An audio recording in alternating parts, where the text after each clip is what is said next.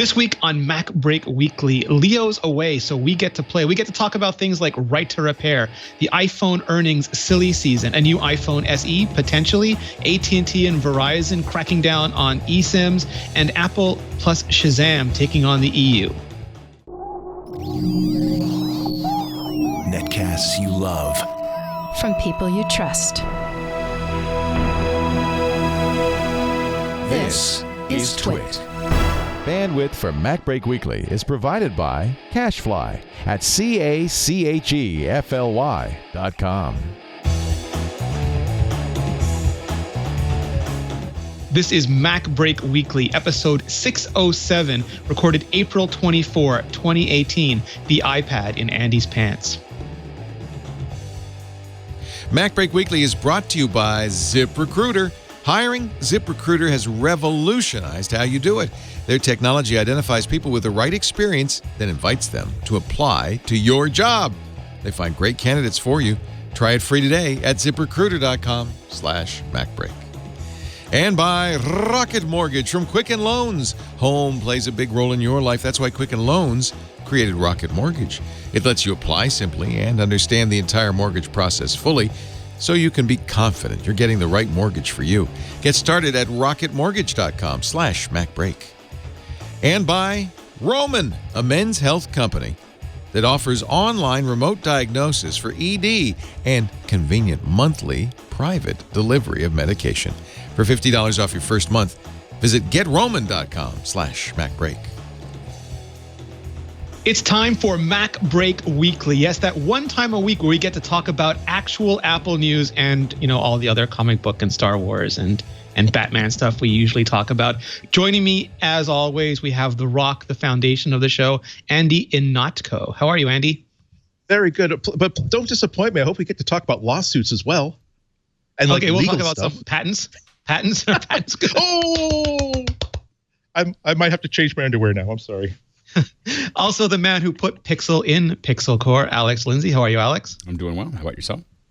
Is this live or is this green screen? I cannot tell anymore. Well, I'm actually coming in, as we discussed earlier, I'm actually coming in from Rwanda, and I'm actually being pasted over. I'm actually Leo in Japan, but Alex is in Rwanda, and it's all being tied together and then broadcasted back to you. So I don't know what's a complicated pipeline, but we thought this would be a good time to test it first. I don't know what's real. And also joining us, one of my favorite people in this universe, or any of the multiverses, quite frankly, Lory Gill. How are you, Lory? I'm doing really good. Thanks for having me. And I am actually transmitting from the 75th multiverse. So, So it's not 616. This is the one where the evil people control the Marvel universe. Is that right? So you better watch out when you're talking to me because, I might have something to say. You might have to bleep me. Is there a censor button going on right now? I don't think we have a 5-second bleep, so we just got to be in our best behavior. I want to start off with a subject. It wasn't actually on the list, so I apologize, but Andy did mention it earlier, so I hope we have lots of strong opinions about it. But there was a video that went viral on YouTube. It was by Linus Tech Tips, Linus Sebastian, and he bought an iMac Pro to make some videos with. And one of the videos he made first was a complete teardown of the iMac Pro. And then when he went to put it back together, he broke a few things, or his team broke a few things on it. So he posted a video saying Apple refuses to repair my iMac Pro. I did a response video to it because I thought it was fascinating. Like, of course, it's terrible if you ever break any of your Apple gear, but the way the video was laid out, at first there was what looked to be but was not identified as a recreation with like a fake spark and the monitor breaking and him saying that they took it to Apple and Apple wouldn't fix it. But as the story went on, the condition of this poor machine, like at first it was the monitor and then it was the monitor and the power supply, and at the very end of the video he said it was a monitor and the power supply and the logic board. And he also said that not only would Apple not fix it, but Apple had neglected to provide parts to third-party vendors so that they can fix it. So Mac Rumors and Apple Insider independently did some follow-up, and they determined that Apple, in fact, third parties had the ability and the training to repair this since at least January, maybe in some cases only March, but in some cases as far back as January. But by then it was an entire internet thing, as only the internet can make things. And it got me thinking about this whole right to repair right to repair on one side, the company should let you repair your products with anybody. But at some point, is there a stage when you can no longer take your product? Like if you opened it up and poured molten lava inside, is it then acceptable to say, I don't even know what this is anymore? Andy, do you have any strong feelings on this? A couple. I did see the whole video. I probably had the same immediate reaction that you did. He did. To be fair, it wasn't like he was trying to take it back and have Apple Store fix it for free. The part where I got really interested was when he was conveying what he said that Apple was conveying to the people he was taking it to, that at some point it was like, no, we can't fix it because there's too much wackiness going on here. But if you can but an authorized third-party Apple service person can do that. And then he claimed that Apple would not sell that third-party service place the screen that they needed in order to fix this thing. And then apparently, again, according to Linus's claims, they said that someone that who was talking to him said that we don't have the training yet, or we don't have the equipment yet in the pipeline. Of maybe this was someone who was just trying to sort of, please take your Willet Blend, take your Willet Blend iMac elsewhere, because we have cracked iPhone screens to fix. Okay, we've got a long line of teenagers who have dropped things and other things that need things to be fixed. But it was an interesting, at least, conversation to have about Apple certainly has the right to say, you have definitely violated your warranty. We don't have to fix this for free. I think they also there's a level in which they can say, this is so far gone that and you were so irresponsible with it. This is so totally on you that we're not even responsible for tying up one of our tech's time for 11 hours on this, because we've got lots of people we need to serve. I would be disappointed if it were not possible to go to a third party, and that third party, who is authorized and trained by Apple, could not order the parts that they need, even if they have to wait several months because they're saying, hey, look, there's a brand new product. We don't have enough screens just even to build these things, let alone to service things under warranty. Your order is good. We will fill it, but we're going to take 3 or 4 months. So long as there is some sort of route so that you don't whether or not your $4,000 iMac gets fixed or not is not someone else's decision, but your decision. I think it's important to have the ability to fix things. I think the only thing I'd say about that is that there are times when we decide that the car is totaled. Like it's not. That there's no way to really bring it back. That's when I buy it. That's when you buy it, right? Well, that was his analogy, though, Alex. Like he said that, imagine like you buy a car, you drive it off the lot, you drive it into a lamppost, and they refuse to fix it. But it seemed like the more apropos analogy was, if you drive the car off the lot, you take it apart, you blow a bunch of things up, then you slam into a light post, and then they refuse to fix it. Yeah, and I just think that, again, there are definitely many times where you just make you make a call that, I'm not going to work on that for you because it's too far. Like there's more work there. It's going to cost you more than the original computer in parts and labor and all those other things for us to do that. And we make those. I mean, I don't know. That's what insurance companies do about cars. That's what. But there's lots of people say, I can't fix that. And it's not. I mean, we have production equipment. We had one little piece got ripped off, and we called the company, and they were like, yeah, there's nothing. The way it's built, there's no way to put that back on, and now it costs less because they make it forward thinking. But it is, I think that is, I think that this was a great PR opportunity for, for the website that they did, but it's kind of BS. There's 2 different conversations to be had here. Number one is, how far do you go before to expect that somebody's going to fix something that's wrong with your device or anything, like Renee was saying, your car, or even if a house is in such bad disrepair, it'll have to be completely demolished. So that's one thing that you would have a discussion about, which I think the Linus Tech Tips video kind of fits more into this category of how far do you go before your device is just irreparable. And it has nothing to do with Apple. It has nothing to do with third-party repair organizations. But the other conversation, which if you take his video out of it, it is a really important discussion to have, which is repairability of our devices. And Apple is well known for having a really low score on the repairability scale. So that is kind of a conversation that is important to have, is how easy is it to repair your own device or take it to a third-party repair shop and have them repair that. So I think, we can talk all day about how the Linus Tech Tips video was definitely just a doom and gloom scare tactic, but at the same time, it does open this conversation to when can we,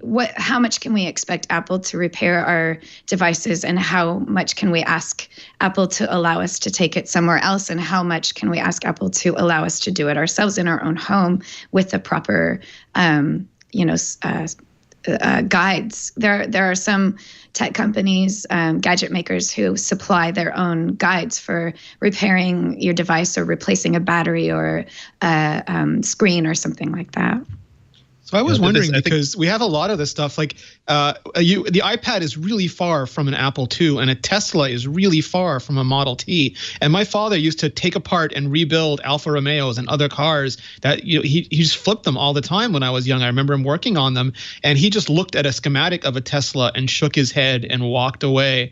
And I started thinking, like, the future that we're getting, it really is these appliances that are so complicated, they're almost run like fighter planes are run. And then you go a step forward, and when we have self-driving cars, should you even be allowed to self-repair a self-driving car that has to then be as part of the hive mind on a highway? Yeah. Sorry, Andy, I cut you off there. No, I'm sorry. I almost cut you off before you could start speaking, which is just as rude. That's a really great point. There's an engineer here in Boston who has, I don't have his YouTube handle handy, but he essentially built a Tesla for $6,000 by buying a couple of salvage title Teslas, and from the two of them building like one that was in perfect shape. And so, number one, you have this car that is not documented. There's no service guide for it. You can't. Only Tesla will only allow Tesla service people to service it, and so you have this community of people who are trying to figure out how to fix their own stuff, but also to do stuff that they've been able to do with cars for years. Which is, again, so I'm just going to buy a bunch of old. I can't afford $80,000. Actually, he has pictures of his house. He might be able to afford $80,000 car. I shouldn't speak for. But just, hey, I love cars. I want to see if I can do this. And then he even gets it runs great. It's perfect. And then he gets to the point where he takes it to a charging station, and there's this. It's a great video because he and his friends are legitimately filled with like hesitancy and expectation, because at the point where he tries to plug this into like an official Tesla charging station instead of his home charger, he knows that car is going to send a code off to Tesla, and Tesla, for all he knows, is going to say, hey, wait a minute, that is a salvage title Tesla. It's not supposed to be on the road. I'm going to refuse. Not only going to refuse to charge this, but I'm also going to send a code back that says turn off your computer and go into 5-mile-an-hour mode. It's going to be a big problem, only because I'm sorry, just to wind up. It's going to be a big problem because the EU right now is working on a lot of different laws that say about right to repair, saying that something has to be manufactured in such a way that a third party can repair it. The idea that once I own something, I do own it. So if I want to take it apart and do something else with it after I own it, that's something I should be able to do, and a company should not do something to a device to make sure that they have a monopoly on being able to fix something. Well, and if, just take that rabbit hole one step further. If you really want to see a lot of this stuff, is you look at the farming industry with the tractors. Oh yeah, that there is all the software, and they say in the licensing that you don't own the software for the tractor, and you can't update it, and there's all kinds of hacks, and everyone's hacking their tractors to get them to do what they need or to fix them. I mean, a lot of times it's just that they just don't want to pay someone to come out and plug something in and do a thing, and so or they can't afford to have this machinery like down for the amount of time it's going to take. Whereas exactly. they have a mechanic there who could get it running in an hour instead of 2 days, right? Yep. So it's definitely a looming problem that keeps on getit's worse. So we've got hackers and hackless now. Is that what we're saying? Well, it's also that these things are becoming so complicated, and they're also dangerous. Like, we've seen what happens with lithium-ion batteries, and a Tesla is a giant lithium-ion battery. And if someone who's not qualified, maybe it's not you, maybe you get your friend to do it, say, yeah, I can do that, no problem. And then you're out driving and it explodes, and who's liable? That are they going to sue Tesla? Are they going to sue Apple if that iMac Pro then explodes or hurts somebody? The amount of damage that we can do. I remember as a child, my grandmother would tell me that you used to have a mechanic riding with you at the very early days of cars. have to literally have a mechanic on the car in order to operate it. And we've come so far from that. It's now like you can't even open up the sealed box, but those sealed boxes are so much more complex and so much more dangerous that there's probably, as much as there's control factors, there's also probably a huge fear of litigation around all these things. But Renee, think about the car analogy for this circumstance. If I buy a car, I don't expect, and I don't mean a Tesla, I don't expect that I can't ever change the oil on the car or replace the battery on the car without having to take it to the dealership. Now, that does void the warranty, but I am capable of doing it. I'm capable of taking it into a mechanic and having it done if I can't figure out how to do it myself. So, it's dangerous to, put the wrong kind of battery in your car, but you physically, literally can do it. There's not like a lock on the car's battery that keeps you from getting into it. This is a somewhat similar circumstance. The right to repair, I think, is a really big deal. And I think it's important that these device makers are responsible and make sure that if you are going to repair your own devices, that they have as much available as possible to make those repairs yourself. But at the same time, it should be allowed. I shouldn't have to use special tools and melt glue and just destroy my phone to get it open just to access the battery, which I then have to break in order to remove it and possibly, short out the entire system. Well, I think that the only thing I'll say about that is that when you put stuff together, when you talk about stability and workability and things, you're making decisions that make the system work better and to make it possibly more stable and more efficient and smaller. And those things, as you start to work through those, there are trade-offs, and a lot of times modularity is one of those trade-offs. We build a lot of systems that aren't nearly as complicated as an iPhone, but you make a decision when you build it that no one's going to be able to touch this. Like as we build through it, because there's just not, you can't. No, it's not that we can't take it apart, but like as we use it, there's no way to go in and change anything, because it's if we did that, it would have to be bigger. It would have to be less modular, or bigger and more bulky and less stable.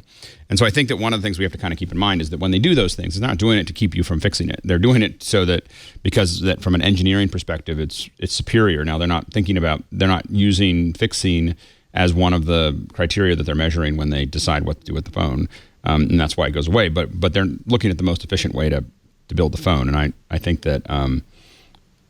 When we make things really modular, we just end up with a lot of the Android phones that we see. So they're modular. Well, we talked about this before. Like my car, they're a pain in the neck. What? Whenever my car has a dent, I have to replace the entire side because it's not just that one panel. Well, that's a good example. They built it as one part. Yeah, you gotta I bumped something on my car, and they were like, "Yeah, here's the bumper." Like there's no way to pop it out. There's no way to fix it. There's no way to you just pop it off and put a new one on, because that's how they built it, because that made it more efficient. That made it a little cheaper. That made it a little easier to put together. More rigid, or like Apple, people ding Apple a lot because you have to replace whole swaths of the computer when there's a problem with the keyboard. But that's also what allows it to be rigid when it's in a very small package. And more stable over a longer period of time.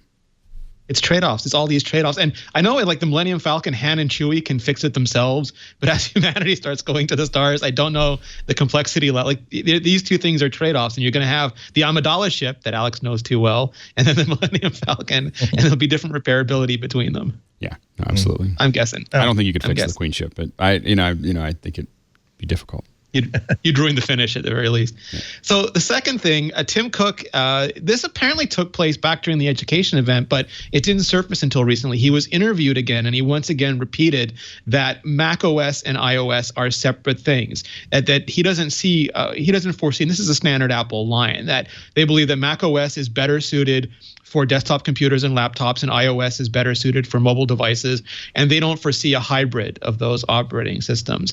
And I don't think that I think one of the things that happens with Apple is they speak very candidly, in my experience. What they say is exactly what they mean. It doesn't mean that their opinions don't change. They also have a really big history of changing their opinions over time. But I think when they do speak, they're candid about these kinds of things, and this is legitimately what they think. And that doesn't mean that iOS won't become more capable over time, or that macOS won't become more approachable over time, and each of them take on characteristics of the other. But I think it's sort of like that Steve Jobs thing where iOS is going to stay being the car and macOS is going to stay being the truck. And maybe someday something will replace both of them. But Andy, I think this still goes into the fears that iOS is just going to run rampant across the entire line one day. Yeah, I agree with you. I don't think that Apple is one of the most honest companies that I've ever spoken to, or even when reading conversations they have with other people, then seeing what turns out. They really, if they feel as though the only thing they can say is deceptive or unhelpful, they simply don't say anything. But the problem there is that sometimes what they are saying within Cupertino, we assume it means something else entirely. Yes. So it's possible that Tim there was saying that no, the Mac is unique and incredibly valuable. iOS is incredibly unique and valuable. We're building our future on both of those things. We will always have a Mac. And the Mac will always be enhanced by iOS features, and iOS will always be enhanced by Mac features. He could also be saying that, if behind closed doors, they could also be saying that we feel as though iOS is our operating system and hardware platform for consumers, and the Mac is our hardware platform and hardware system for professionals. So this could also reflect, no, we have no need to make the Mac more user friendly because we have no intention of selling Macs to people who want like simple taskers in the next 5 years. We're going to be trying to sell them whatever the version of the iPad is going to be in 3 or 4 years. So it's still, I'm still a little bit worried. There's complete silence about what happens to the Mac Mini, what happens to the plain iMac, what happens to consumer Macs. It's so silent that I don't believe that there is any doom indicated, but it's not a good sign. I have not seen the sort of whereas they've gone to great lengths over the past year to make sure that pro users don't switch to anything else because, hey, look, we're building machines exactly for you. We know what you want, or excuse me, we're trying to learn what you want and trying to build you something that you need. They haven't been saying the same things about for consumers, and nor have they been introducing hardware that makes me confident that they are convinced that they're committed to consumer Macs. I don't think you were here for that, Alex, but Matthew Panzarino went inside Apple and met their new pro workflow team. And Apple, because they couldn't get like the guy at Lucasfilm scoring Han Solo to bring the Han Solo score over so they could work on it, see what he needed, they just started hiring these professionals, hiring professional videographers, audio technicians, people making film scores, people making albums. I'm guessing they're working on Apple's original content, and that gives them a huge amount of stuff to actually give feedback on, but they work hand in hand with the engineers to say, like, why does that palette take 5 seconds to pop up every time I tap it? And then they can dive deep into Final Cut and figure out what's delaying it and fix it. But is that an advantage? Like, not to go too far off the discussion, is that an advantage you have when you start bringing content in-house? I think a lot of companies, whether they're doing content in-house or not, a lot of these larger companies do things like that. So having people, it's one of the most valuable things. You take the people that are going to use your product and you have them pound on it. And you definitely want some people that are on staff doing that because mostly from a confidentiality perspective, having outside folks, the more they touch it, the more it's going to get out there somewhere. And if they're employees, it's going to be easier for that. I think Apple has the money. They don't need to make their own content to just hire these people and have them play with the stuff. I think doing your own content, the advantage of that is that when you're trying to figure out how a product works, if you aren't actually using it for if you're not trying to actually produce a product, it's very hard to know whether it's working or not. Because I'll test this, but until you're actually trying to do what it was designed to do, and it very rarely works if you build your own test project. So the problem is that clients or partners ask you to do things that you would never do because that would be crazy. So you're like, I don't want to do that. That I would never think of doing that. And so you have to work through that solution. And in that working through that solution, you find a bunch of things that aren't working. Like, this is weird and this doesn't work quite right. And this, so the real world environment that is service, with the product, often drives that process through it. I think that the danger is always, or the thing you always want to do is get the widest number of people to use it. If you look at, what happens is you only work with one group, and you might end up with a product that works really well for them, and not necessarily for everyone else. A good example is something like Autodesk's Maya was originally created by a company called Alias, and what Alias did is just came to Industrial Light and Magic and said, "We'll make whatever you want. We'll just do it the way you want it." And so ILM just kind of gave them all the things of this is what we want it to look like, this is how we want it to work, everything else. And so they built it that way. And so if you are a big facility, Maya is perfect because it has all the things that coders can drop onto. Because ILM didn't want an all-in-one. They wanted ILM wanted a core app that they could add on to with code and everything else. And so if you want to customize everything and do the muscles and do everything else, Maya's perfect. If you're an average person that wants to just use a 3D product, it is not perfect, not even useful. Because it's like, yeah, when they say that they worked on Star Wars with that, they didn't mean that they worked on it with a guy in his garage. They had an army of programmers that built a bunch of custom plugins and did all, and it works perfectly for that. So you have to be careful of only getting one side of the product, But so I think that they have to bring in a lot of people.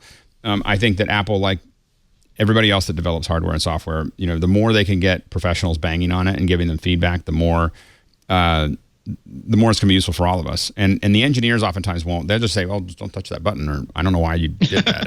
And so our job as artists is to sit there and give them feedback of, "Hey, I know that it's going to be harder to do it this way, but it really needs that." And Apple's probably one of the best companies to work with in that area because their focus on interface. I mean, everybody's focused on interface because the future now is interface. I mean, everything. It doesn't matter how useful your product is if people can't find the right. If there's too many buttons. I mean, it's really gotten down to that. You have to figure out how you get the UX out of your way.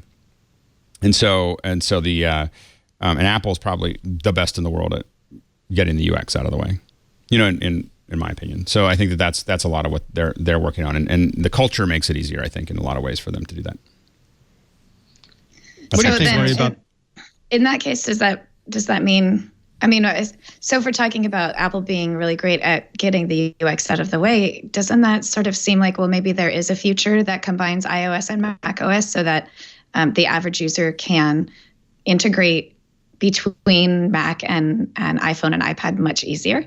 I actually don't see Apple ever going complete combo software across all their devices, but I'm encouraged by the thought that Apple will take into consideration the Mac operating system and the iPhone, iPad operating system and finding a way to make those interfaces work together seamlessly, not removing features from one or adding features to another, but just making the operating systems flow more easily, which I think they're already doing. Every operating system update that we get brings the two operating systems for mobile and for desktop closer and closer together.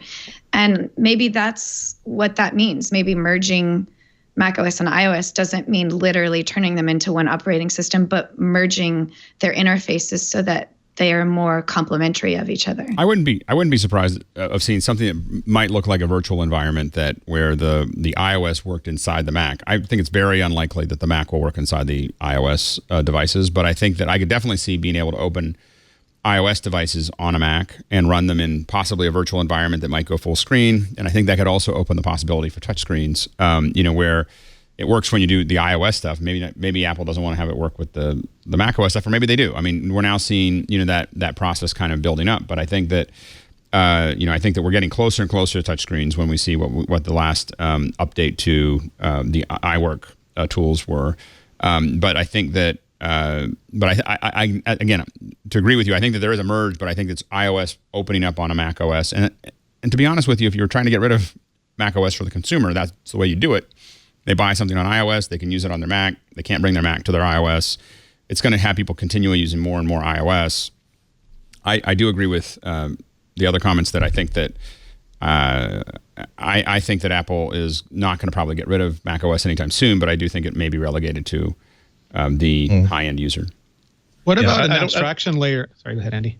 Oh, just quickly, I don't think that Apple would ever do an emulation layer or something where you could run iOS apps inside Mac. I do think that the rumors that we're having about how Xcode is going to be supporting having shared libraries and basically one project that you can then spit out for Mac and iOS. I think that's I think that's a natural flow for Apple. It's also worrying for, again, people who are worried about Mac consumer hardware, because it'd be one of my favorite apps for any platform ever since I was 10 years old is Scrivener, the wonderful word processor. And Literature and Latte spent so much time and effort producing an iOS version of a very, very polished, what was already a very polished Mac app. And I could definitely see, let's say, in 5 years' time, there being a sort of a developer workflow where you essentially build what is 80% an iOS app, 20% a Mac OS app, because you're essentially targeting, you're mostly targeting iPad users and iPhone users, and then you can decide how to make that iOS app work well as a consumer level Mac app, because that way it benefits users because they will be able to switch from one to the other very, very quickly. But also, I think that's where things are going. I'll backpedal in one way though. It's actually a line from that interview that we started talking about with Tim Cook, saying that he uses a Mac. He uses Macs in the office and iOS devices, iPads when he's out of the office. Okay, well, yeah, duh. Like he's going to be running Windows on his office machine. But the thing that it reminded me that I'd overlooked something, that of course Apple is going to be using Macs, not Macs internally. So they have to, if they're going to eat their own dog food, they're going to make sure it's at least high quality dog food. So that's the reason for hope.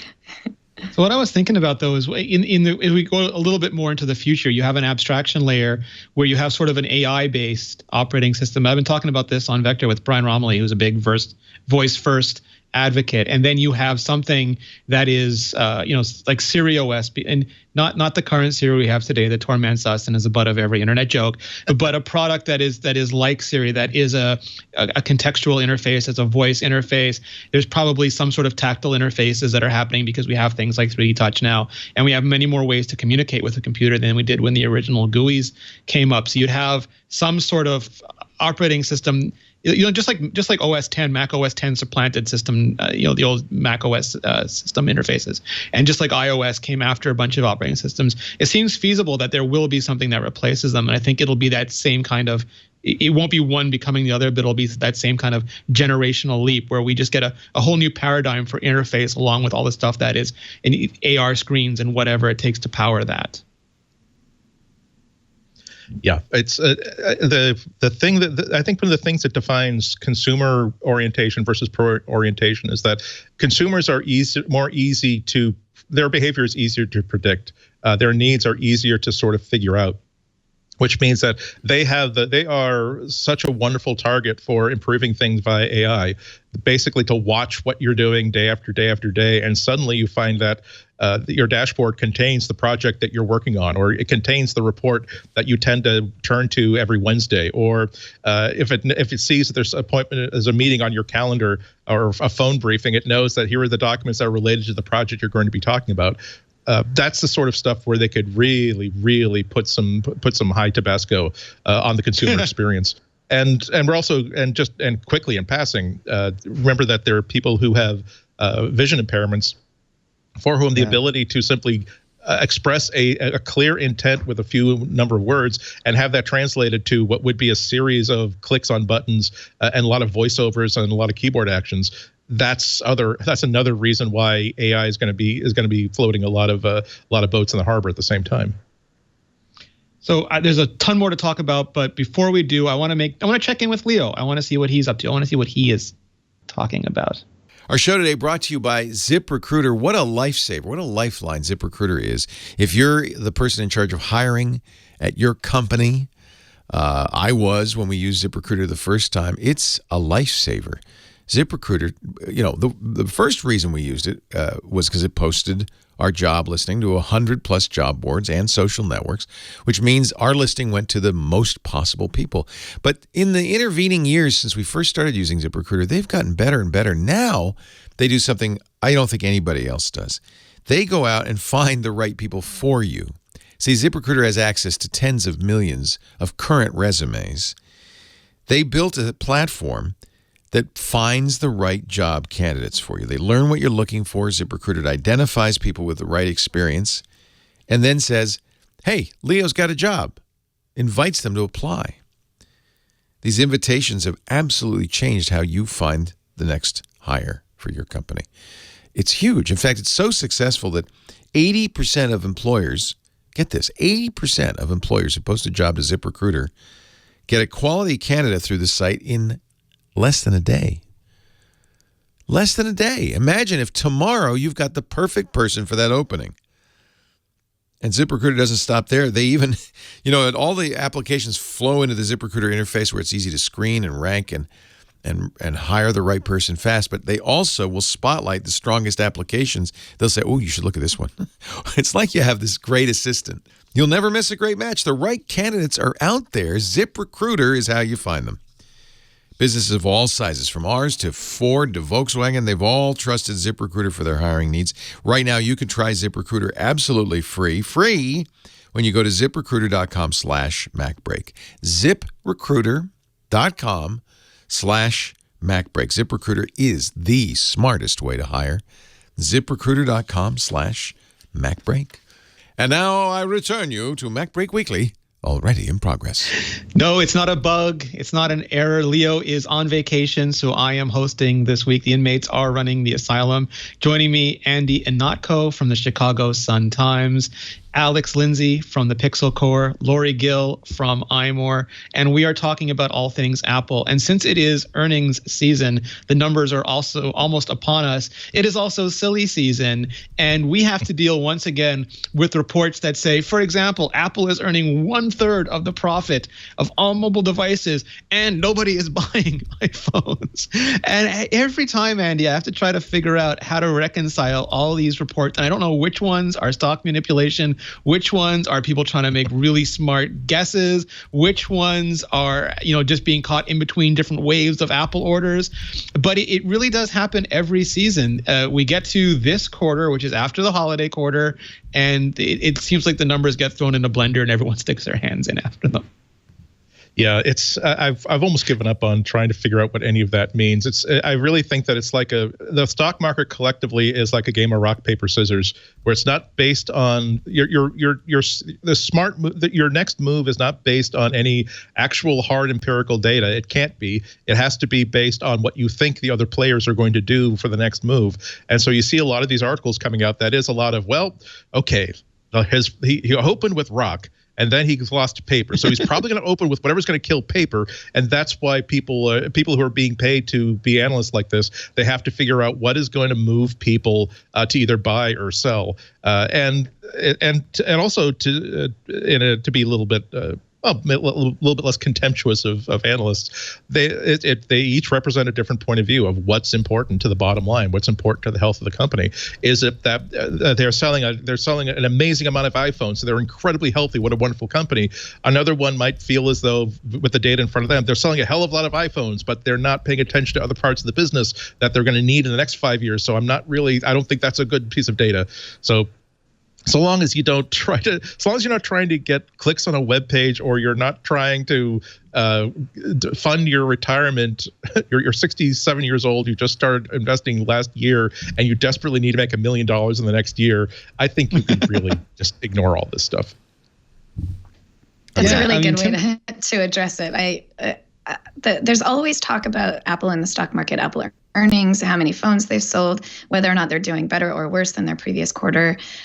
And I kind of get a little glossy-eyed on that stuff. I don't care what their profits are. I care about whether or not they're making a good product and whether or not I want to buy the next good product. And if they do put out something that I'm not interested in, I don't assume that means that the company is going to just crumble and go out of business. I just assume, well, they didn't appeal to me this time, maybe next time.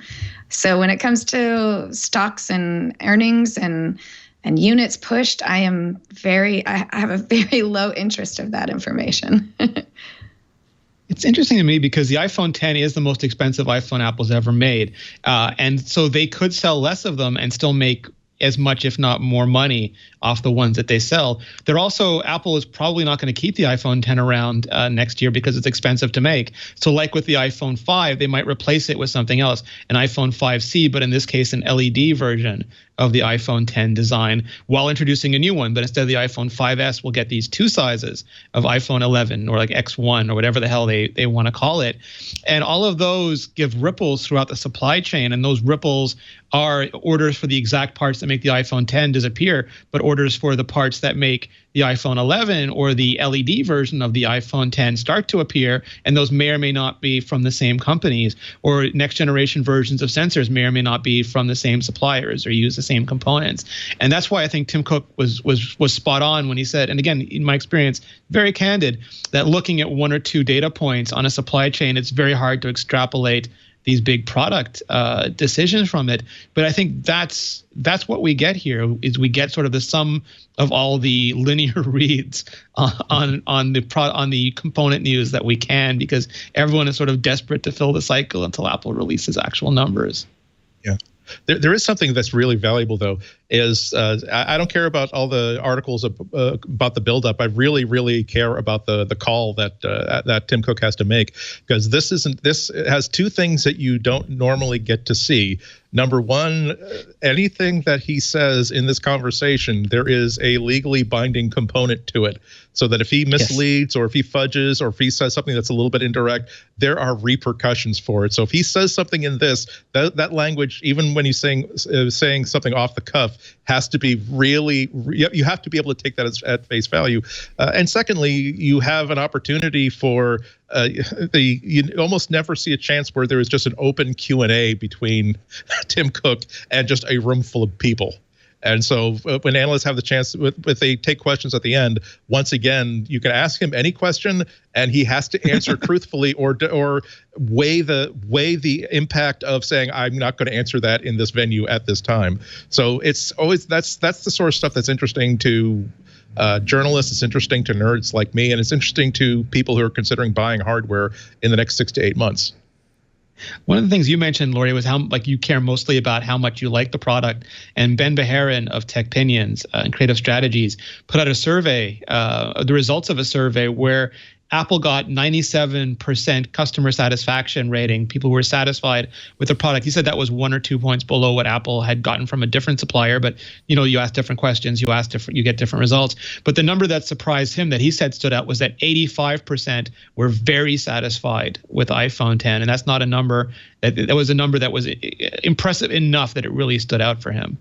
Being an iPhone 10 owner, that actually doesn't surprise me, because the iPhone 10 is actually, for the first time in all of the different iPhones I've ever owned, it's the first one that really affected me when I got it. I've always been excited about the next iPhone and really enjoyed kind of playing with them and learning all of their new little tricks. But the iPhone 10 immediately became this comfort level for me that I've never experienced before in any kind of technology. So I'm actually not surprised to hear that it got such a high, very satisfied rating.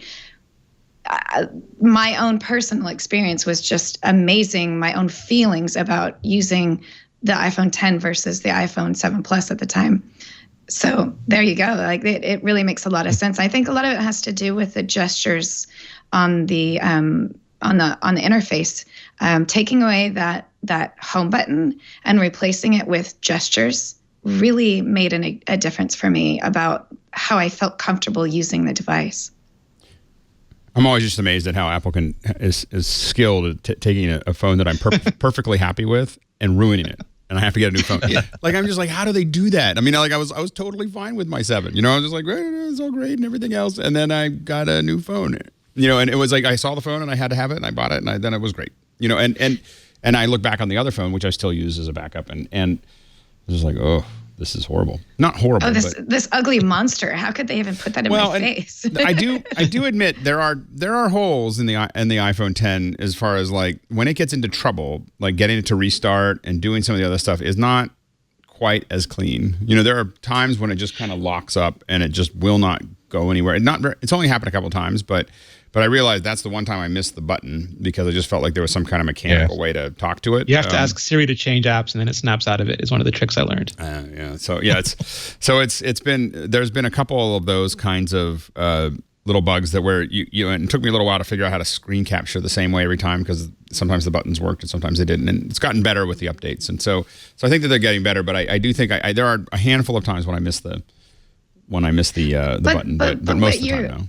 What you're actually your one minor complaint has to do with physical buttons, right? So why not get rid of all the physical buttons and have gestures to do the same thing that the physical buttons do? But they're working on it, Lory. I mean, there was a rumor that the Pixel 2 was going to have no buttons and no ports, and we got the HTC has been doing the squeeze phones where you get rid of physical buttons and you just squeeze the sides, and a lot of manufacturers are getting rid of ports and doing remote restarts and remote recovery.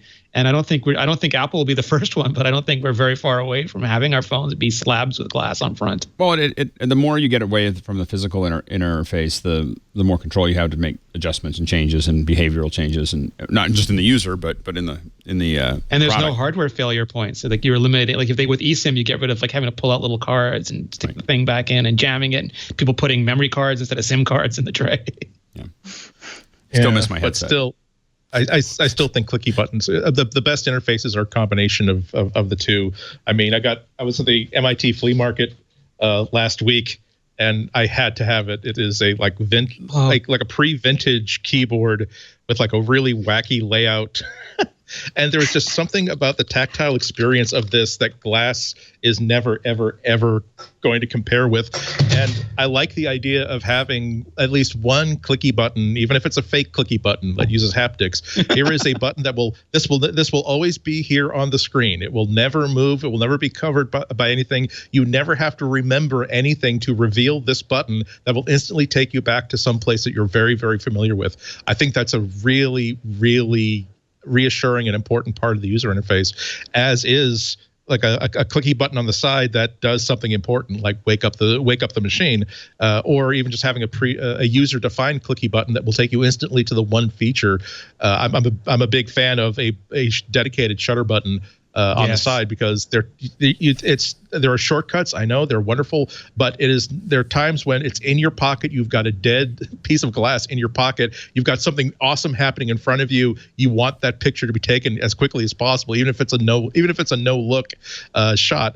And so there will always be room for is it the Huawei PR20 that you double press it twice and it'll take a photo regardless of what you're doing? That's awesome. Exactly. It doesn't even light up the screen. It's like, okay, he doesn't care if it's even aimed properly. Just get the picture. That's like, oh, I want that.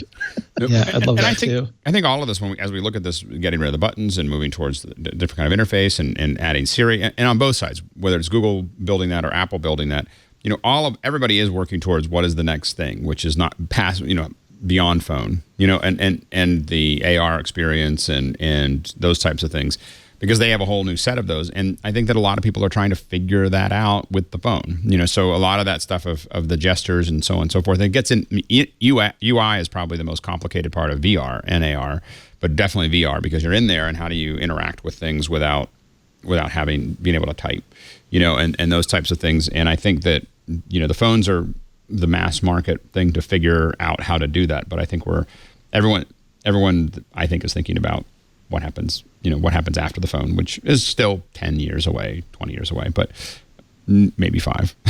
See, Alex, maybe you could build this. I just want like a marble or a mother box that does local authentication based on persistent biometrics, so it knows my gait, my voice, my eyes, my fingers, whatever, and then it connects me to the cloud. And whenever I actually need an interface, it either gives me an AR1 or takes over whatever piece of glass happens to be nearby. And then that's all I have to remember to carry with me is that little marble or mother box or whatever. Yeah. Don't need a phone. Don't need a tablet. Just that.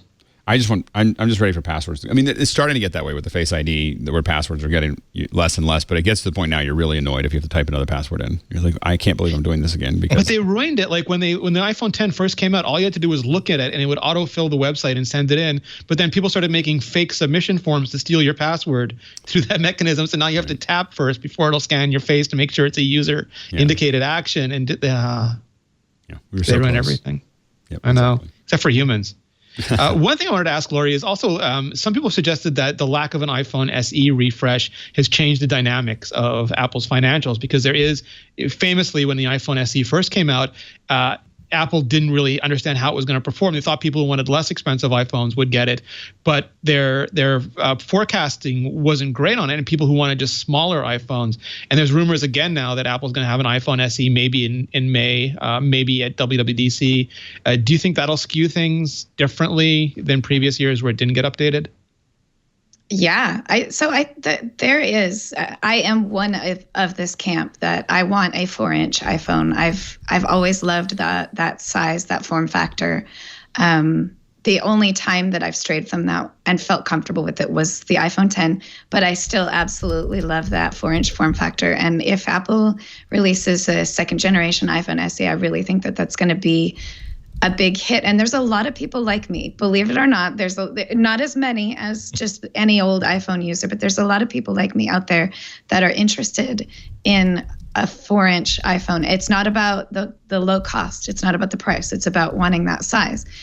So if Apple if they're gonna do this, if they're gonna upgrade an iPhone, 4-inch iPhone, and they're gonna make it with the A12 processor chip, let's say, if they're going to, I think there's a new rumor that they're going to remove the 3.5 millimeter jack and use the lightning port instead for headphones, which actually will free up space in the phone for other bits of technology that could help, like maybe the bigger camera module.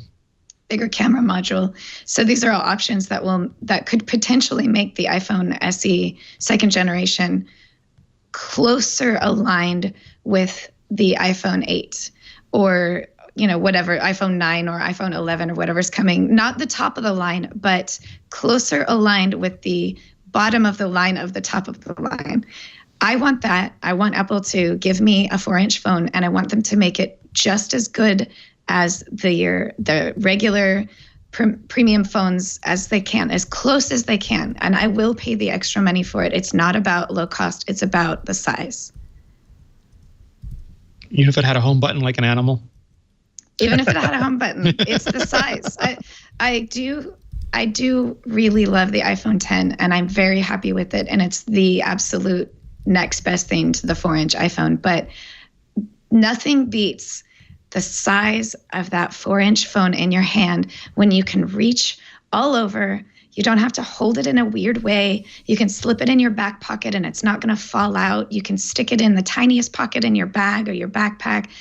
It feels so good to have that 4-inch form factor. I talk about it a lot, but I really do appreciate it. And I am the kind of person, I don't need a larger screen to play games or to browse the internet or to use my applications, because that's what I have the iPad for. That's what I have a computer for. My iPhone, when I love to use it for text messaging or doing kind of quick reconnaissance for checking my email or something like that, not spending a large amount of time on it.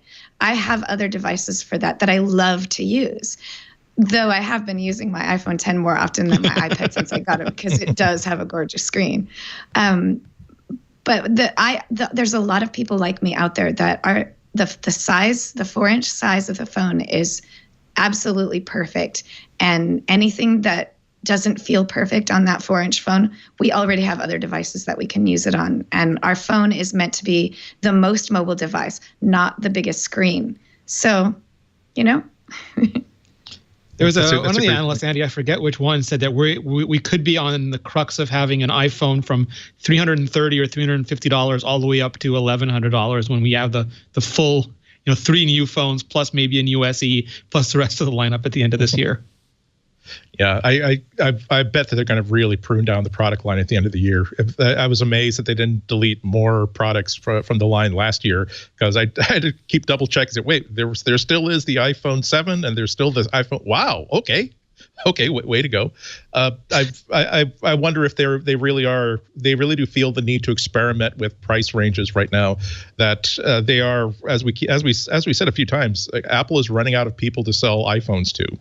And so the only way to continue to grow is to continue to find people who aren't buying iPhones, figure out why that is, and figure out how to sell them an iPhone. And a lot of it is we tend to be very United States focused, because that's where we live and those are the people that we see. But there are parts of the world in which $800 is an insane amount of money to spend on a phone, and there are also parts of the world in which a government will look very, very favorably to a company that will want to have their phones manufactured locally instead of having them shipped in from elsewhere. So these are things that Apple is certainly looking at.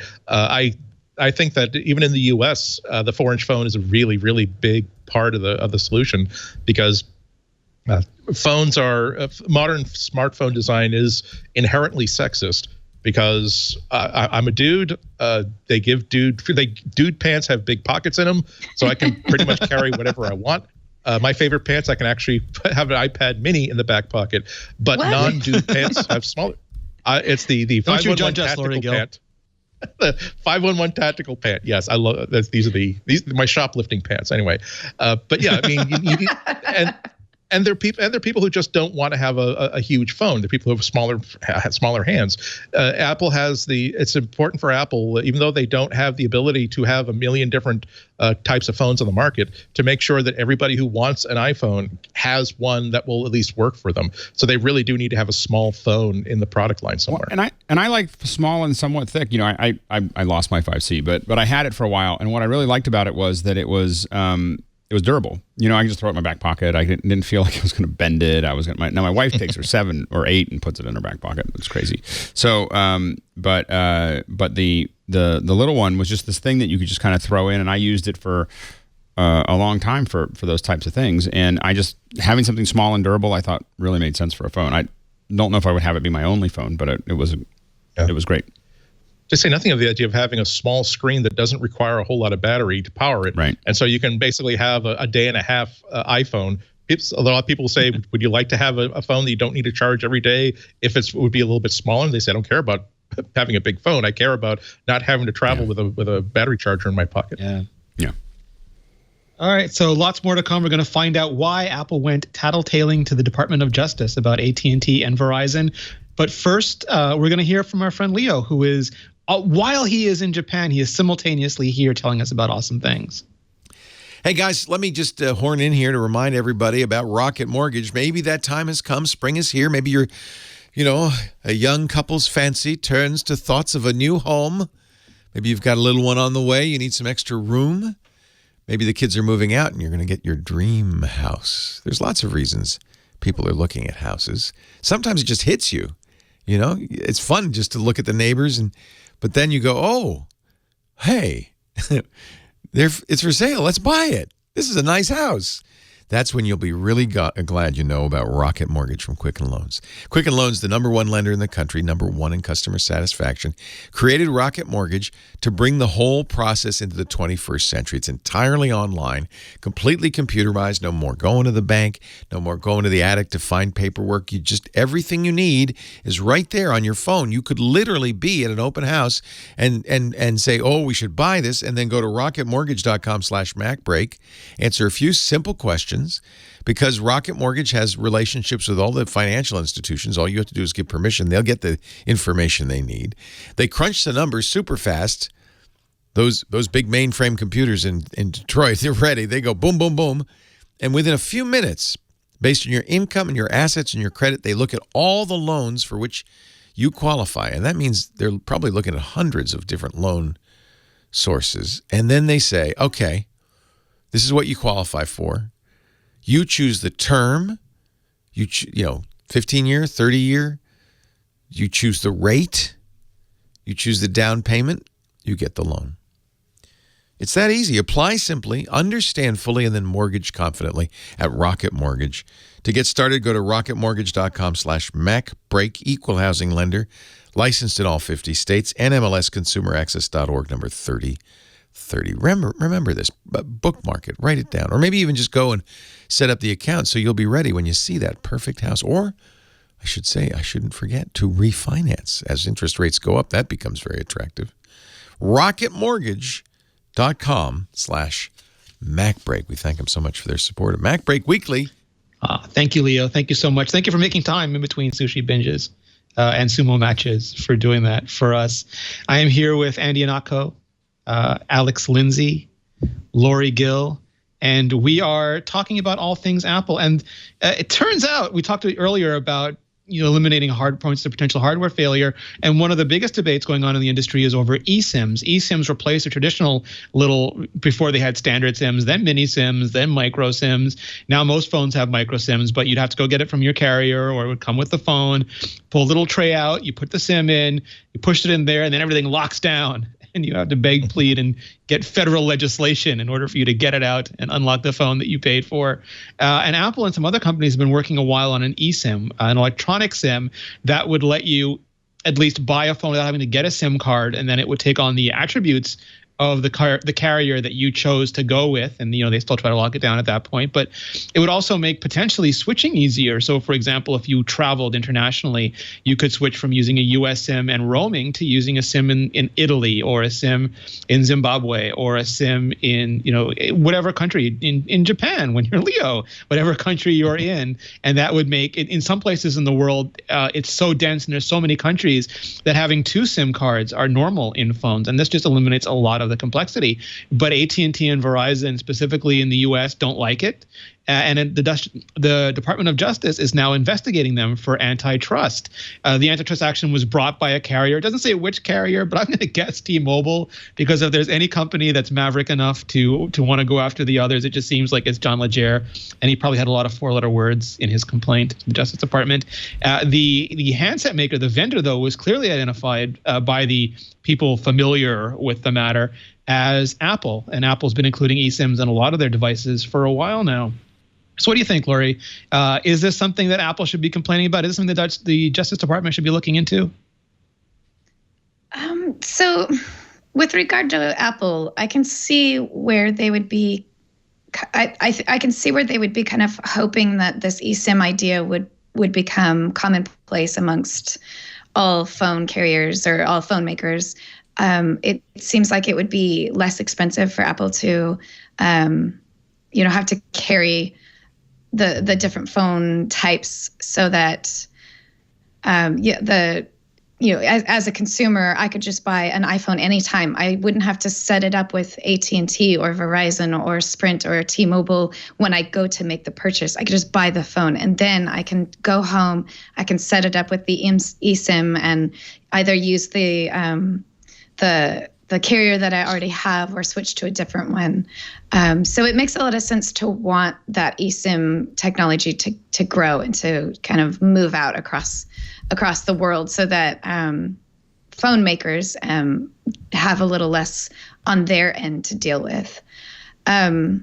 With regards to antitrust, I don't know. It almost doesn't seem like this is the right area for this kind of lawsuit. I don't know a lot about antitrust law, but it seems to me that this doesn't fit into that category very well. I think that when you have 2 organizations that represent a very large portion of the market, I think the problem they get into is that doing anything that looks like it's anti-competitive becomes very complicated for them. But yes, I do agree with what you're saying. But how does this show anti-competitiveness when they're not trying to stop other companies from having a lockable phone? They're trying to stop phone makers from making an eSIM card. They're trying to keep the ability to lock the phone to any carrier, not their own, but any carrier. Well, them trying to stop things from moving forward because of their size is the thing that, when you're a minority of the market, you can do that. Once you start, when it looks like if there's any collusion between the two at all, or any insinuation of that, and they're trying to stop that process, it just becomes something that the Justice Department gets real interested in. You're just going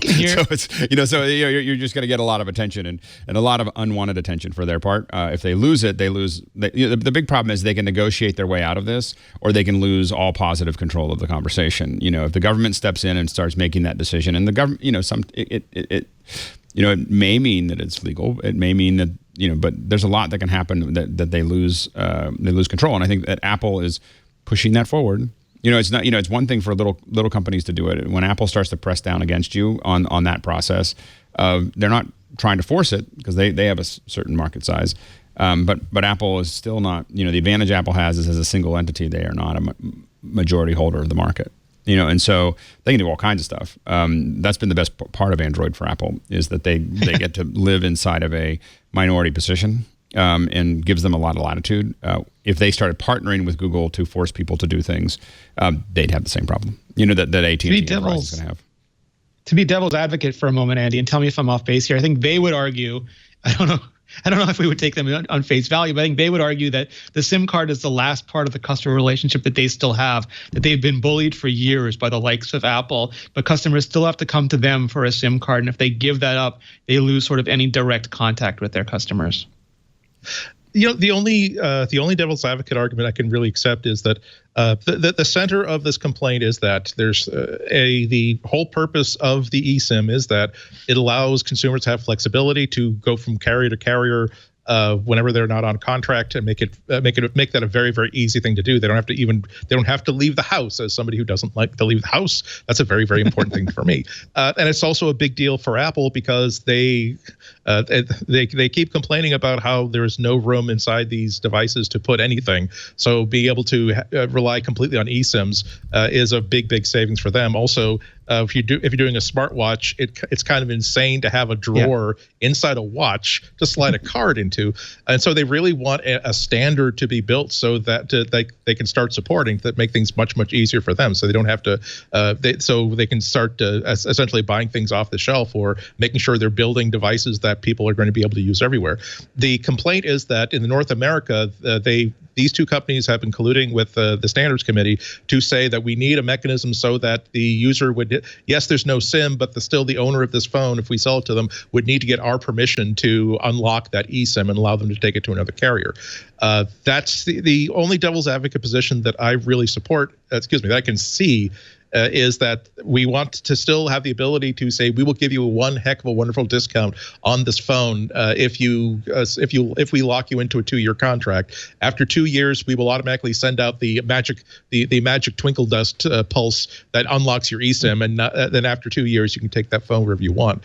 But whether it's an it probably, like Alex said, it probably qualifies as something that the Department of Justice should look into, because you have two companies that are competitors joining together to ask for something that benefits those two companies at the expense of smaller carriers. Also, the Washington Post had a piece today about how this isn't a news story. The DOJ looked into this in 2015, 2016 during the Obama administration, and determined that they don't see evidence yet about that there has been antitrust violations on this issue. However, they left the issue open to they left the issue to be reopened later on. So this is something that they've been arguing about for a long, long time. I don't want to, the whole point of an eSIM would be sort of undermined if essentially you're still locked into a carrier. You still have an inconvenience. You still have to call AT&T and go listen as the person on the other phone goes through that 3-ring binder and say, would you like to tell me why you wanted to switch? Like, no, I just want to change. What? Well, we could change your plans. Like, I want you to turn off my SIM. And it's the ability to simply cut them out of the conversation completely. Simply call T-Mobile and say, hi, make my phone your phone. Great. Thank you. Goodbye. That's what they want, and that's what Verizon does not want. Yeah, it seems to me there's another, Alex, to your previous point, there's another example of Apple now in the antitrust crosshairs, and that's with their bid to buy Shazam. And the EU, this is according to Gizmodo, who cut through the longer statement to give this little sort of quick reality check.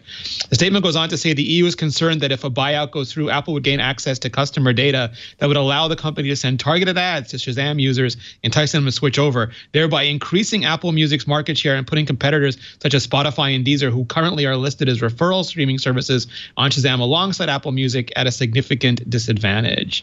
Do you think should that be an area of concern for this deal? Yeah, I mean, the Shazam's pretty big deal. I mean, that is a lot of how people discover, you hear something that you like and you turn it on, and then you immediately, the closer that, if Apple's able, and I'm sure Apple isn't missing this, is that if Apple's able to be the first thing that you get, or the easiest way to grab that song that you heard and put it right into a library, it could have a meaningful impact on Spotify and others, because it really does, those kinds of efficiencies become really good. I don't know whether it makes sense for them to, again, Apple is not they're a big company, but they are not the majority holder in this market, and so I think that becomes a little bit hard. And the EU is a little bit more loose about that than the United States. So the EU can kind of do whatever they want. They don't have any rules. So they just kind of decide what they don't like, and they go and have a latte and do their thing. So make your life miserable. Yeah, I mean they're just like, oh, I do not think this is a good idea, and so and they kind of, it feels like, I always feel like the EU just kind of decides what they feel like and they don't like, and they think this is bad, and so they do it. So I think that they might be able to do something that wouldn't happen in the United States, because without having a real true market leadership position, Apple should be able to do, should be able to be competitive and buy that. They're not leveraging anything right now that would push the other ones out. And Shazam's not a similar business. It's a complementary business. It does discovery, not playback. So it doesn't increase their market share just by doing it. Right. Andy, what's your take? My default position on EU action to protect the interests of consumers is generally positive, because I envy it. I envy it like I envy Canadian healthcare. I think because there is no service that's advocating for consumer digital rights in the United States of America. I'm sorry, no formal agency. They're all like citizen agencies that are doing that. I am a little bit worried that if they start to raise the red flag on every transaction, it will make almost any sort of acquisition that will help lots of people and lots of companies kind of fail. But I do see their point. I don't think that Apple would use Shazam to steer people towards Apple Music. That's probably not what that's not something we've seen them do in the past, as far as I can think of. However, they are correct in not necessarily trusting Apple, and they are correct in making sure that let's at least take a look at this before we allow this to go through. As the only practicing musician here, Lory, do you have any concerns? Oh, I don't have any concerns for my band being able to get discovered on Shazam, because I'm sure that Shazam wouldn't know what that is.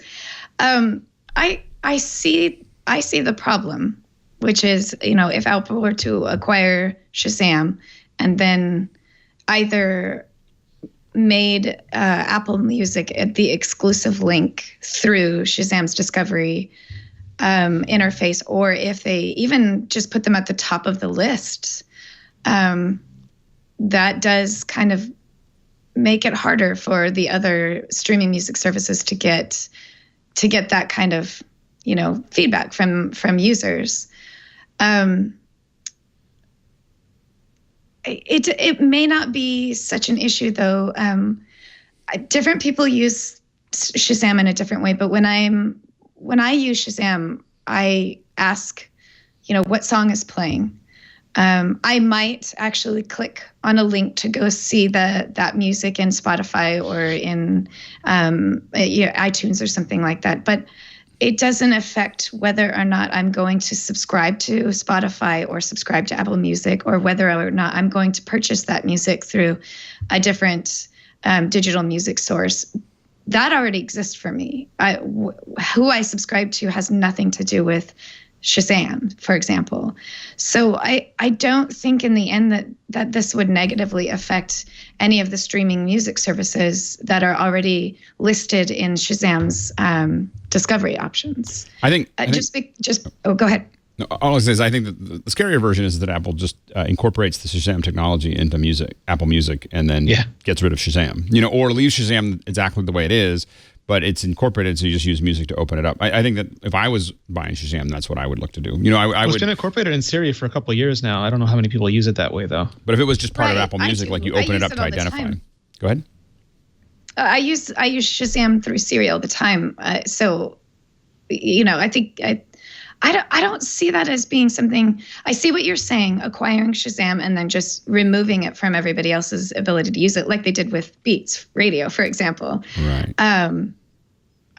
I don't think And this would Siri. happen though, because Shazam is such a large, and Siri, Shazam is such a large company, a pre-existing service, that to take it away from everyone who doesn't own an Apple product, I just don't see that as something that would happen. I don't see that as something that Apple would do. Again, we don't know what they're going to do. We're not behind those closed doors with them having those discussions. And even if they weren't going to do it now, that doesn't mean they wouldn't do it 10 years from now. So I get all of that. I get that fear. I understand that.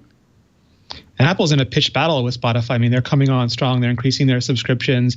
Did any of you follow the new Spotify news? I can't remember if it was today or yesterday, because when you travel, all time just blends together. But they announced a change to their free tier that they hope would be more attractive to people. I was reading about that, and I haven't tested it out yet, but it actually doesn't really seem like that big of a deal, because they're allowing you to listen to certain playlists without having to shuffle the music in a mobile capacity, meaning not on local Wi-Fi. So they're not opening it up to all music. They're just opening it up to certain playlists that will show up in your discovery or your recommended for you sections. I think there's 12 different playlists that and there's will a low become bandwidth mode too for you if you want to. It's not quite download, but it's like low bandwidth streaming or something. Yeah, and so for me, when I use Shazam, when I use Spotify, I use it at home, and what I love about using it at home is that I don't have to shuffle, that I can listen to music on demand. But if I am outside of my home Wi-Fi and I am using it mobily, it's the shuffle. Like, who cares, right? Like, especially when it comes to playlists, because playlists aren't an album from first song to last. So if it's just a playlist, that was created by somebody, it was curated by somebody anyway. It's not what the original artists intended to have their music played in a particular order. Like, for me personally, the reason that I like listening to music like an album from the first song to the last song is because that's what the artist originally intended for that music to sound like. And there are some albums that are just perfect the way their songs are structured from beginning to end. And that is negatively affected when your songs are shuffled. But outside of that, it doesn't matter when the song appears in the playlist. I have to admit, so it doesn't really seem. I think that for me, the only albums that I think of as a continuous thing that I have to listen to are a variety of prog rock, kind of stuff, whether it's Genesis or Yes, or, some of these ones that or even Rush, where you have this kind of progression, The Wall. I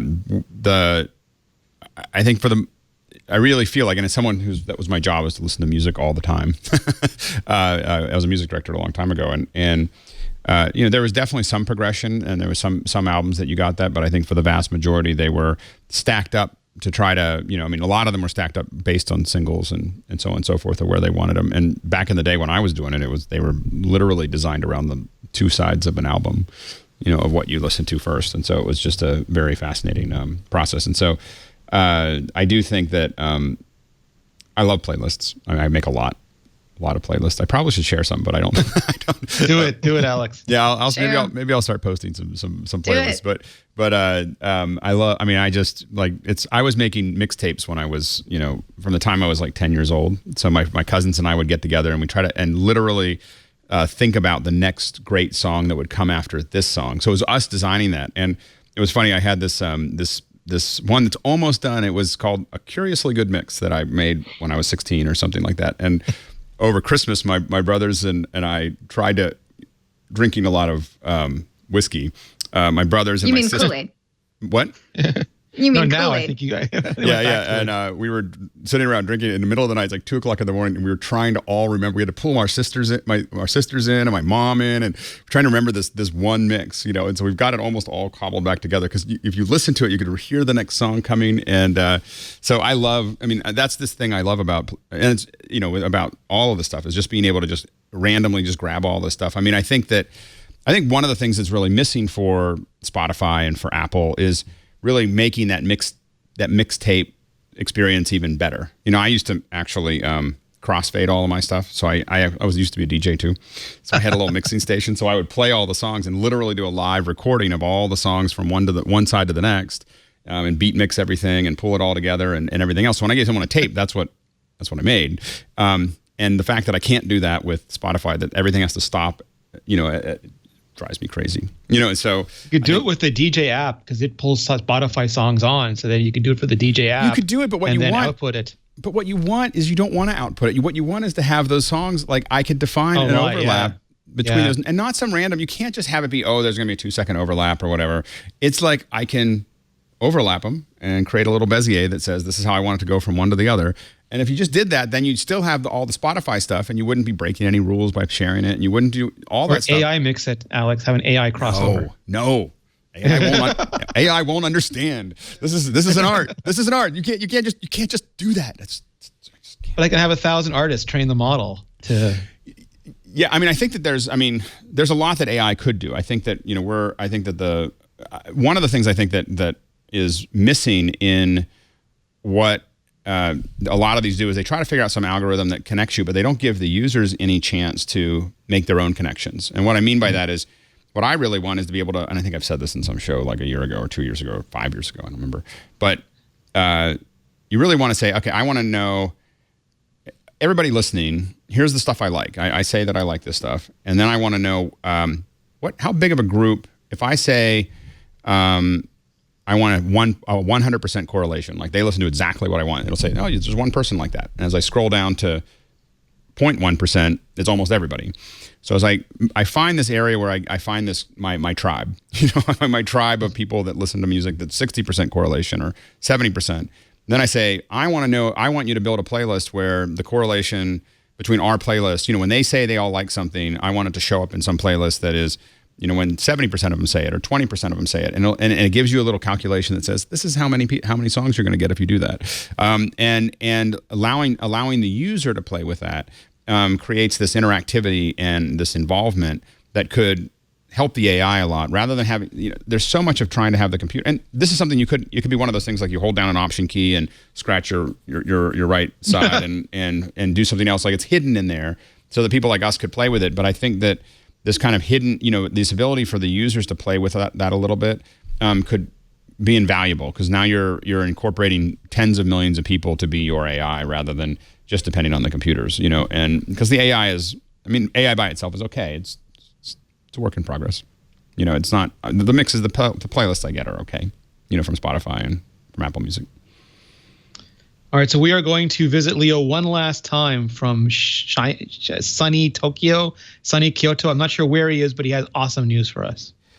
All right, can we talk, just you and me? Let's just bring the band down behind me, boys, because I want to talk about something kind of very personal. And I know guys, gosh, our egos are really tied up in all this, right? We don't go to the doctor anyway, right? If it is a statistical fact that married guys are healthier, and I'm convinced it's because their wives nag them to go to the doctor. I know that's true for me. Oh, it's just, it's just a broken leg. I'll stay at home. It's not, honey, you're getting in the car. You're going to the doctor.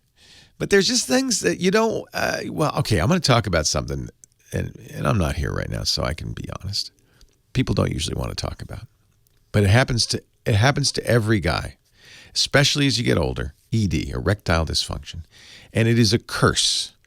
It is a curse because, I think you probably already know all the negative consequences of this, right? And yet, the last thing you want to do is go to a doctor. And I'm sure your wife is saying, honey, the last thing you want to do is go to a doctor and talk to them about it. It's embarrassing. So I got a great solution for you.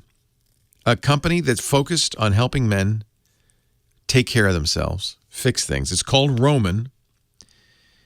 And Roman is a way to get the medication you need. It's really good stuff. It really works.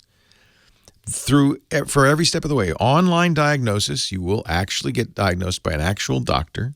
You'll get a prescription, and then they deliver your medication in a, what do they call it? Plain brown wrapper to your home. And it's so easy. And you know what? You're going to breathe such a sigh of relief. I promise you will say, I should have done this years ago. All it takes is 5 minutes. Now, I know some of you are not worried. In fact, some of you right now, I know how guys are. There's so much ego involved. They're saying, oh, I would never use it. I'm not. Chat room, I bet you're already saying the chat room. I'm never. Yeah, well, okay. Just, you don't have to admit it. Don't have to talk about it. Just keep this in mind. All it takes is 5 minutes. I'm not talking to you. I'm talking to the other guy, okay? 5 minutes to do an online survey about your medical history. You can say what your preference is. There are some really good choices, different kinds of medication. U.S. licensed physicians will review your treatment requests within 2 hours. They will write a prescription. This is all in the U.S. too, by the way. And then the medication is delivered free, no shipping charge to your door. It comes from Roman Pharmacy Network. And a discreet package, it's marked RHP. So nobody knows what's in there. And you're going to want this, refills happen automatically every month or every quarter. Because if you forget, you'll be sorry. Most guys will admit that either they or maybe someone they know just won't go to the doctor for any reason, but especially this reason. Roman is the right way to handle this, okay? Look, this is just a conversation between you and me. No one, we don't have to talk about it with anybody else, just you and me. Trust me, you will be very glad you went to getroman.com/MacBreak. You get $50 off your first month, by the way. GetRoman.com/MacBreak. I want to get too personal here, but I can tell you right now, next month there will be a smile on your face, and hers too. GetRoman.com/MacBreak. We thank Roman for their support. Okay, take your hands off your ears now, guys. You can get back to MacBreak Weekly. Are you turning red? Oh, great, Leo. Now that nobody's left to watch us, they're all busy over there. That you turn the show back to us.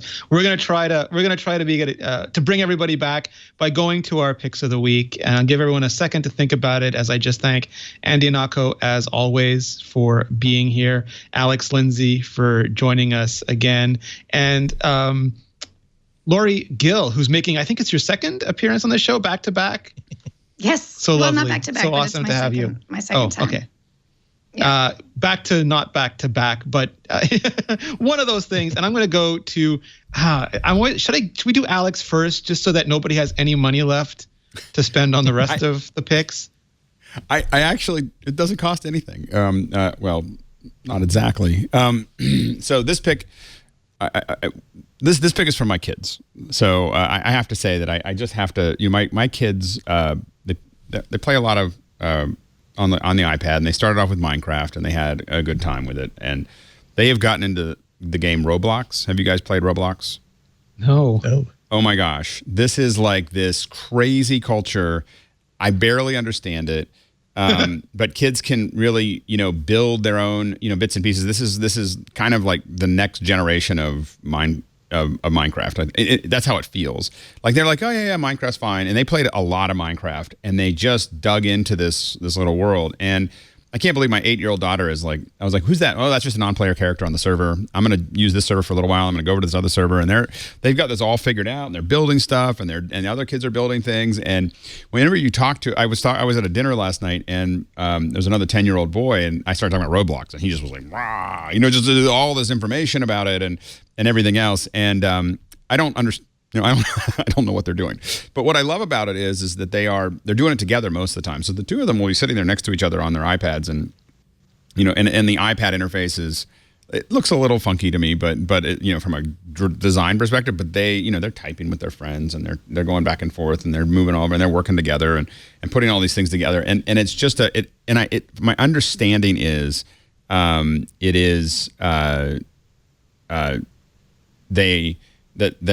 8 to 12 is kind of the age range that most of the kids that are playing. So it's not, I don't know if it's really there for a lot of people play it when they're older, but man, it's an addictive. I'm warning you, if you're a parent, it's a very addictive game for the kids, and so I've had to start pulling them back a little bit, pulling away. But if you're trying to look at something or think of what the next thing is, I had never heard of it and I didn't quite understand it. But it feels like a takeoff from Minecraft, but then they did a lot more, and there's just tons of interactivity, and they're talking to, they're interacting with lots of folks, and it's a little bit more graphic than Minecraft, as you can see. So, but people, my kids are, they just love it. So I thought, that's my pick, but it really comes from my kids. I don't understand it at all.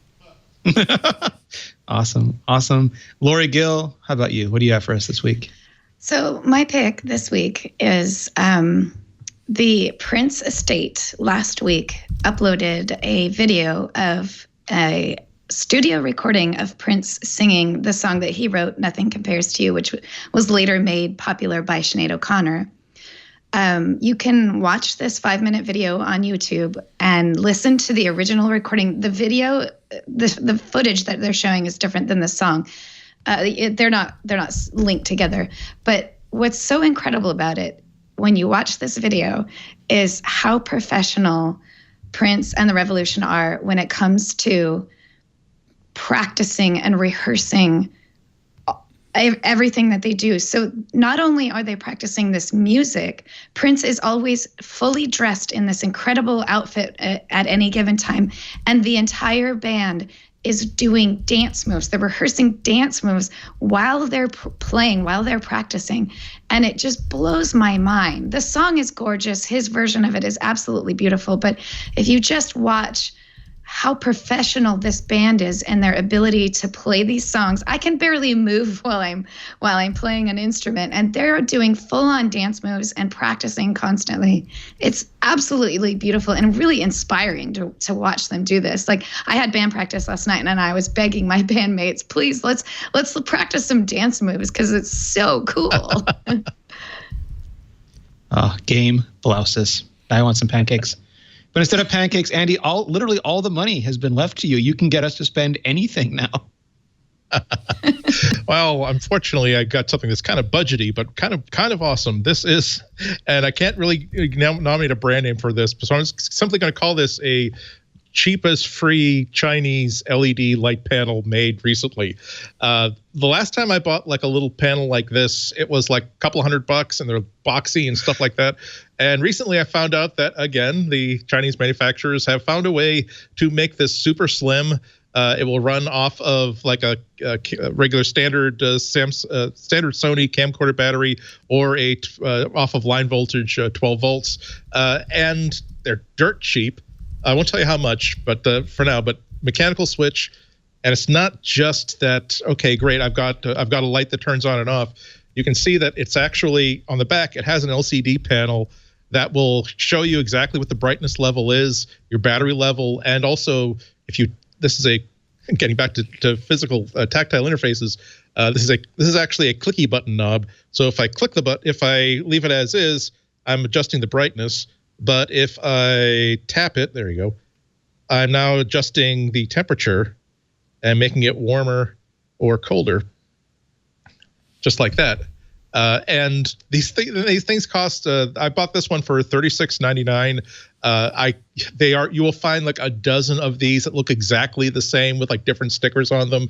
This one is called the Supon LED-L122T RACR195. That would look good on a bumper sticker. But you'll see the same features. That if you shop around for ones that look exactly like this, I bought this one because this one comes with a battery. It also comes with a mount, so that you can use it as a light on top of your camera, plug it into your hot shoe. It also does, but it does have like a standard tripod mount on the bottom of it. I've got like the heel, the shoe from my Gorilla Pod here, so that like when I travel or something, I can just stick this somewhere as a light. As a matter of fact, this is the second one I own. The first one I own is like now permanently mounted as like my side fill light for podcasting. But it's really, really cool, not just because of what it does, but also when I travel, I'm often doing kind of, I love photography. I often do things that are kind of weird with my photography.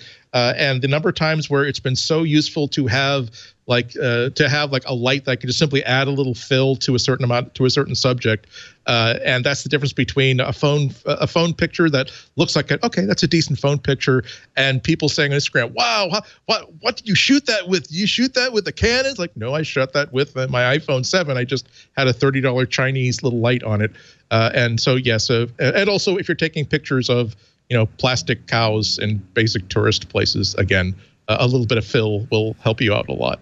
So once again, I've only had this for about a month. I held off on recommending it until I made sure that, again, being a Chinese no-name manufacturer, that it didn't, explode after using it for about a couple days. Both of these seem to have the first one held up so well that, again, I bought a second one just for travel purposes. So I mean, buy one, check it out. It'll make your home videos look so much better. It'll make even some of your travel photography look so much better. And if you podcast, I've got a whole bunch of lights around here giving me studio lighting, but for less than $100, for about $100, you could get 3 of these lights and probably get within 80% of what my studio lights look like right now. It's really, really, really good to play with. Had these been around for this price 7 or 8 years ago when I bought like my studio lighting, I might have just decided I'm going to buy a bunch of these instead. All right, so it feels like in order to maintain the honor of this grouping, I have to pick like an iMac Pro or a Red camera just to get us back on budget. But I won't. We should have a total at the end of each MacBreak. Like, this is what we recommend. So far, we're only at $35. That is so brilliant. Andy Anako, I wanted to also thank you for being on Vector with me and Georgia Dow and going over our experiences, our tragedies, and our triumphs of moving houses and setting up studios. Thank you so much for doing that. Yeah, it started off as a helpful thing for listeners, and it ended up as a support group for 3 people who are still picking up the pieces.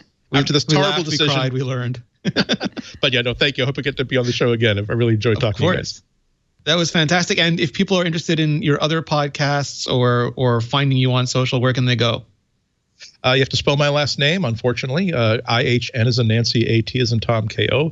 My blog is at anatko.com. My Twitter is Anatko. My Instagram is also Anatko.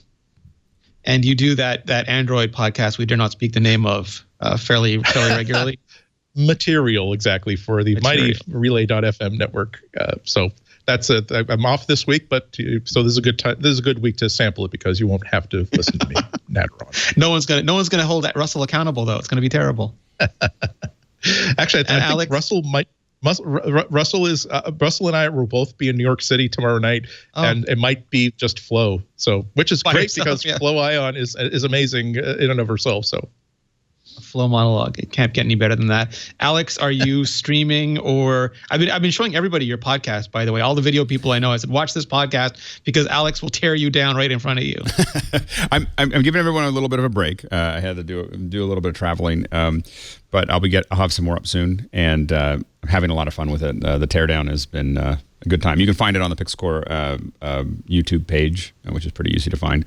And it's just me complaining about other people's work. So I'm mostly sticking with other people's work. I feel like my work, then I have to talk about clients and don't want to do that. So otherwise I would. I complain about everything, as most people will tell you. I mean, I have constructive criticism about everyone. Yes. So anyway, but otherwise you can find me on at Twitter at Alex, and then I just complain there in front of everyone. Yeah. Stupendous. And how about you, Lory Gill? What are you up to? Well, you can find me on the Twitters at Appaholic, APPAHOLIK. I like to say that as fast as possible so that anybody who's trying to find me gets super confused.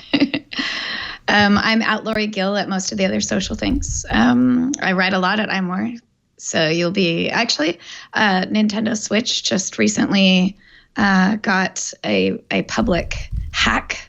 Oh, well, Nintendo didn't do it, but a public hack has been officially released, and I've been waiting for it. So I'll probably be spending the next couple of weeks digging into hacking your Nintendo Switch. So check that out. That's going to be fun. Homebrew with Lory Gill. Oh, it's going to be tremendous. I like that. Can I have a copy with me? Totally. You can catch MacBreak weekly. It streams live 11 a.m.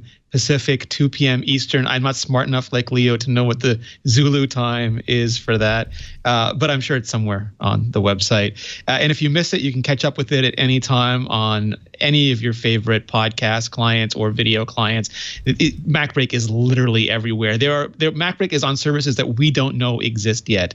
So just look for it. You will find it and you will enjoy it. In the meantime, thanks you all so much for watching. Next week, Andy gets to host, so I get to be the person lobbing the spitballs instead of him this time. And Leo will be back soon thereafter. Thank you all so much. MacBreak is broke. MacBreak is over. Back to work. Degenerates.